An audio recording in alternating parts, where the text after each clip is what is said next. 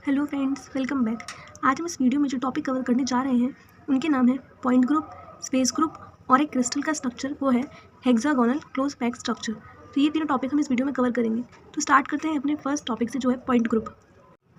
इन topics को मैं अपने हैंड रिटन नोट से पढ़ाऊँगी जिससे कि आपको आसानी से समझ आ सके, और जैसे कि आपको अगर नोट्स बनाने हैं या फिर और चीज़ें समझने हैं तो मैं साथ में ही इसके साथ जनरेटेड इमेज भी अटैच कर रही हूँ, जिससे कि आपको राइटिंग अच्छे से समझ में आ सके और आप अपनी भाषा में उसको लिख सकें। तो चलिए टॉपिक स्टार्ट करते हैं। फर्स्ट टॉपिक है पॉइंट ग्रुप। तो जो पॉइंट ग्रुप है वो हमें सिमेट्री बताता है एक ऐसे फिक्स्ड नॉन रिपीटिंग और सिंगल सेंट्रल पॉइंट के आसपास की। यानी सपोज करते हैं ये हमारे पास एक पॉइंट है, ये फिक्स्ड है और ये रिपीट भी नहीं कर रहा और ये सेंट्रल पॉइंट है, ठीक है। तो अगर हमें इसकी सिमेट्री जाननी है तो हम पॉइंट ग्रुप का यूज़ करते हैं। तो हमें एक ऐसा पॉइंट है जो रिपीट नहीं कर रहा हो, जो यूनिक हो, इस पॉइंट की जो हमें सिमेट्री बताएगा उसको पॉइंट ग्रुप बोलते हैं। आप देखते हैं ये वर्क कैसे करता है। तो सबसे पहले हम एक सिंगल मॉलिक्यूल या फिर एक सिंगल यूनिट सेल को इमेजिन करेंगे और सपोज करते हैं इसको हमने रोटेट किया और उसको हम या फिर मिरर रखकर उसको रिफ्लेक्ट करा रहे हैं या फिर उसको उल्टा कर रहे हैं। तो जो उसके बाद जो इमेज बनेगी वो एग्जैक्टली सेम बनेगी जैसा हमने उसको लिया था। जैसे कि हम ओ लेते हैं, इसको अगर मिरर के आगे सेट करेंगे और या फिर इसको रोटेट कर दें, फिर इसको चेक करेंगे तो हमें जो इमेज दिखाई देगी वो ओ ही दिखाई देगी। तो इसी को बोलते हैं पॉइंट ग्रुप। ये हमारे पास एग्जैक्टली 32 यूनिक ग्रुप पॉइंट्स होते हैं। अब हम बात करेंगे अपने सेकंड टॉपिक स्पेस ग्रुप की। तो जो स्पेस ग्रुप होते हैं वो डिस्क्राइब करते हैं ऐसी फुल जहाँ पर 3D सिमेट्री बन रही हो और जहाँ पर इनफाइनाइट और रिपीटिंग क्रिस्टल लैटिस हो। जैसे कि हमने लास्ट में बात की थी कि वहाँ पर हमारे पास एक सिंगल था और वो यूनिक था, लेकिन यहाँ पर क्या आ रहा है कि वो फुल की बात कर रहा है, इनफाइनाइट की बात कर रहा है और साथ में रिपीटिंग क्रिस्टल लैटिस की बात कर रहा है। तो अगर ऐसा कोई लैटिस है तो उसको डिस्क्राइब कौन करेगा? Space group. और ये जो स्पेस ग्रुप होता है, ये जो हमारे पास पॉइंट ग्रुप थे उसके जो 32 स्ट्रक्चर्स होता है उनको भी लेता है, साथ में ही इसमें ट्रांसलेशन को भी ऐड कर देता है। तो अगर हम इन दोनों को ऐड करते हैं तो हमारे पास क्या बनता है? एक endless repeating grid of real crystal.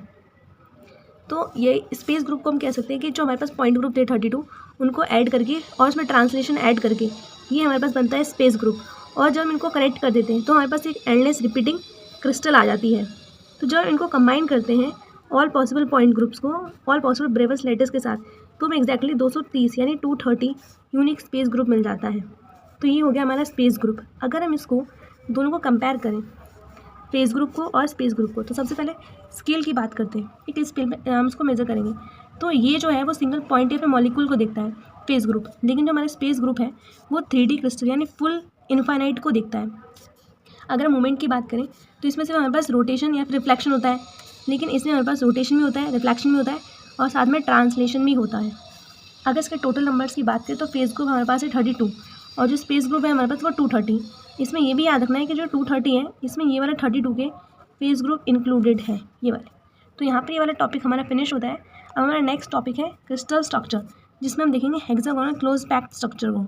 तो चलिए आगे बढ़ते हैं। तो सबसे पहले अगर बात करते हैं इस शेप की, तो ये हमारे पास सबसे एफिशिएंट वे है पैक करने की सॉलिड क्रिस्टल को एक लैटिस में। ये सबसे ज़्यादा स्पेस को कवर करता है, maximize the use of 3D space.